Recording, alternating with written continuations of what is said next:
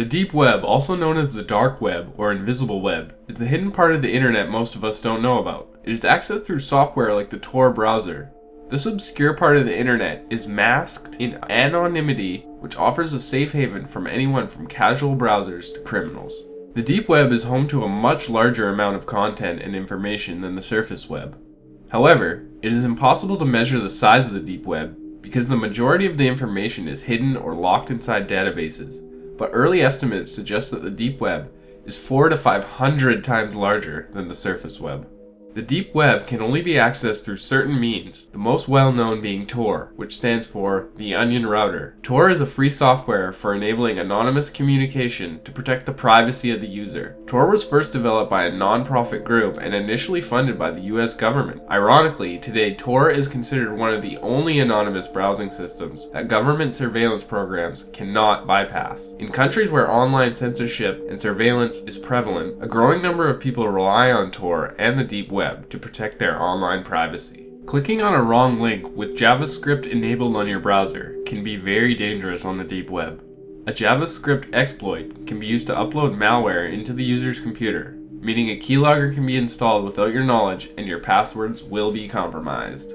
Although the deep web can serve as a safe haven for those who need to protect their online identity for legitimate reasons such as journalists in heavily censored countries, the deep web also serves as a haven for criminals. There are many online black markets, the most infamous being the Silk Road. The Silk Road was an online black market that started in February 2011, most known for selling illegal drugs. Although selling illegal drugs, the Silk Road prohibited the sales of certain items such as weapons, child pornography, stolen credit cards, and assassinations. Because of these restrictions, other deep web black markets gained notoriety because they did not have these restrictions. A sister site called The Armory sold weapons, primarily guns, during 2012, but shut down due to a lack of demand. People were basically able to get anything illegal they wanted on the deep web. Things like fake IDs, weapons, drugs, hitmen, and even spirits of aborted babies and miscarriages. Buyers on the Silk Road were able to leave feedback of sellers' products, and an associated form provided information about the best sellers and worst scammers. Products were sent through the mail, with the site's seller's guide instructing sellers how to vacuum seal their products to escape detection. Based on data from February 3rd, 2012 to July 24th, 2012, an estimated $15 million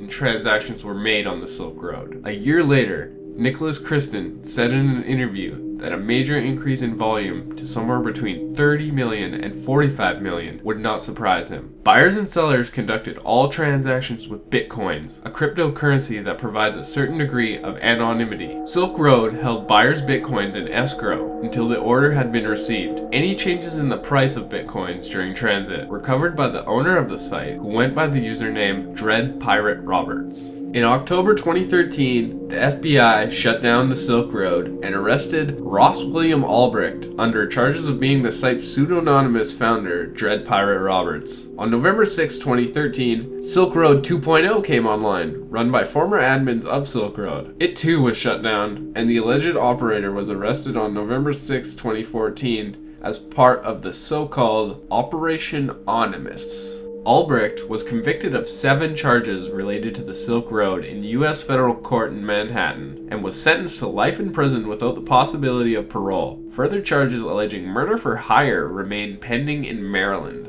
Following the closure of Silk Road 2.0 in November 2014, Diabolus Market renamed itself to Silk Road 3 Reloaded in order to capitalize on the brand. And in January 2015, another site, Silk Road Reloaded, launched on I2P with multiple cryptocurrency support and similar listing restrictions to the original Silk Road market.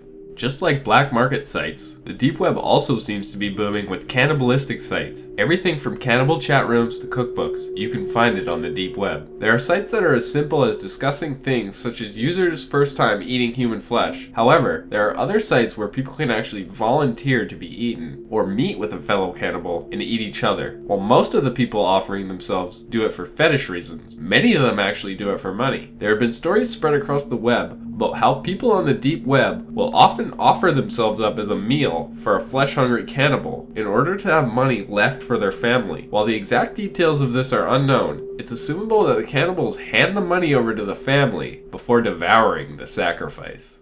In recent years, another layer of the deep web has been reported, Mariana's Web. Mariana's Web is the umbrella of all the terrifying things available on the deep web. While the deep web seems to have a variety of things, including things that are not harmless at all, Mariana's Web seems to have only malicious content. Mariana's Web is named after Mariana's Trench, the deepest part of the ocean, and that's exactly what it is. It's allegedly as deep as the web goes, and it is said that this is where the worst of the worst content on the deep web exists. Alright, and that will wrap it up for the deep web facts.